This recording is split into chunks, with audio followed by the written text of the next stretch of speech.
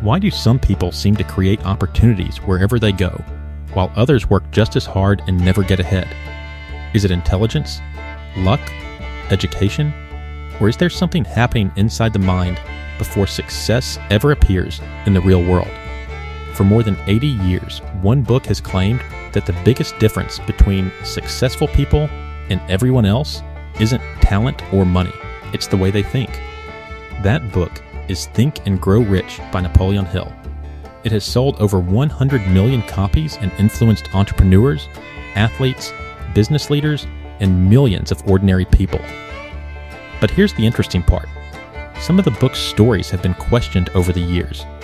Some historians even debate how closely Hill worked with the famous people he wrote about. So instead of asking whether every story is true, let's ask a better question. Do the ideas still work today? Let's find out. The hidden problem: imagine two people starting the same journey. They have the same education, the same amount of money, the same opportunities. 5 years later, one has built a successful business. The other is still waiting for life to change. What happened? Most people assume success begins with action. But Hill argued that success begins much earlier. It begins with belief. Not blind optimism, not magical thinking, but a clear decision about what you want before the world gives you permission to chase it. Most people never make that decision. Instead, they drift. They wait for confidence. They wait for the perfect time. They wait until they feel ready. And while they're waiting, someone else has already started. The biggest obstacle isn't a lack of opportunity. It's a lack of direction. Lesson 1. A goal powerful enough to change you. Ask yourself one question. If money wasn't a problem, what would you build? Most people can't answer immediately. Not because they don't have dreams, because they've spent years lowering their expectations. Hill believed every achievement begins with what he called a definite purpose. In simple words, know exactly what you want. Think about elite athletes. Olympic champions don't wake up hoping something amazing happens. They know exactly what they're training for. Every workout has a destination. Every sacrifice has a reason. Without a clear target, effort becomes random. And random effort rarely creates extraordinary results. Today, psychology supports this idea. Studies on goal setting show that specific, meaningful goals increase motivation and persistence far more than vague wishes like, I want a better life, I want more money, I want success. The mind works better when it has something specific to solve. Clarity creates action. Confusion creates delay. Lesson 2. Your mind believes what you repeat. Think about the voice inside your head. The one nobody else hears. What does it say every day? I'll never be good enough. I'm too late. People like me don't become successful. At first, these thoughts seem harmless, but repeated often enough, they become your identity. Hill believed that repeated thoughts slowly shape behavior. Modern psychology calls something similar self-belief and self-fulfilling expectations. When people genuinely believe improvement is possible, they're more likely to take action. When they believe failure is inevitable, they often stop trying before they even begin. Imagine planting two seeds.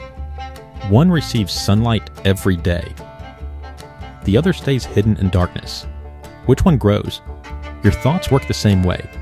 Whatever you feed consistently becomes stronger. This doesn't mean repeating positive sentences will magically make you rich. Real success still requires work, but the stories you tell yourself determine whether you even begin. Lesson 3. Why most people quit too early? Have you ever noticed something strange? People rarely quit because they're completely exhausted. They quit because progress becomes invisible. You study for weeks. Nothing changes. You go to the gym. The mirror looks the same. You start a business. Nobody buys. Your brain whispers, this isn't working. Most dreams don't end because people fail. They end because people mistake slow progress for no progress. Hill believed persistence separates those who succeed from those who never reach their potential. Not because persistent people never struggle, but because they keep moving after excitement disappears. Anyone can stay motivated for a few days. Very few continue when the results are still invisible. Think about a bamboo tree. For years, almost nothing appears above the ground. It looks like failure, but underneath, its roots are spreading deeper every single day. Then, almost suddenly, it grows rapidly. Success often follows the same pattern. The world notices the growth, but nobody sees the years spent building the roots. Lesson 4.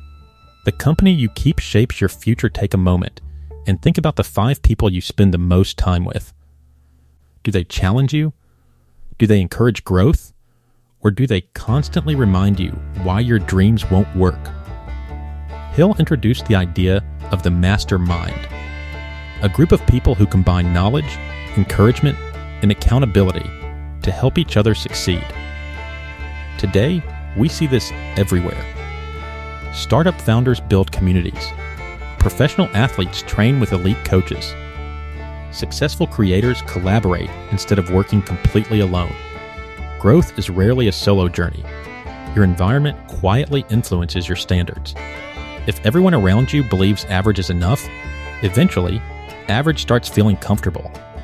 But when you're surrounded by people who think bigger, your own thinking begins to expand. Success isn't only about changing your habits. Sometimes it's about changing the conversations you hear every day. Transition so far, we've learned something surprising. Success doesn't begin with money. It begins with direction, with belief, with persistence, and with the people who influence your thinking. But this is only half of the story. Because knowing what you want isn't enough. You also need to overcome the one force that quietly destroys more dreams than failure ever could. Fear. And that's where Napoleon Hill's most powerful lessons begin. Fear. The invisible prison imagined standing at the edge of a diving board. You know the water is safe. You know thousands of people have jumped before you. Yet your body refuses to move. Nothing outside is stopping you. The barrier exists only in your mind. Hill believed that fear is the greatest obstacle to success. Not because fear is unusual, but because most people allow it to make every important decision for them. The fear of failure, the fear of criticism, the fear of losing money, the fear of looking foolish. These fears don't always shout. More often, they whisper. Start next month. You're not experienced enough. Someone else is already doing it better. The tragedy is that fear rarely protects us from failure. Instead, it protects us from growth. Every successful person has faced uncertainty. The difference is not that they felt fearless. The difference is that they acted before fear disappeared. Courage is not the absence of fear. It's deciding that your future matters more than your comfort today. Knowledge alone never changes lives. Here's something uncomfortable. You probably already know enough to improve your life. You know you should exercise. You know you should save money. You know you should spend less time scrolling on your phone. So why don't we always do it? Because information doesn't create transformation. Action does. Hill warned against becoming someone who collects ideas but never uses them. Today, that warning is more relevant than ever. We watch productivity videos, read business books, listen to motivational podcasts, save hundreds of inspiring posts, but very little changes. Knowledge without action becomes entertainment. The people who change their lives are rarely the ones who know the most.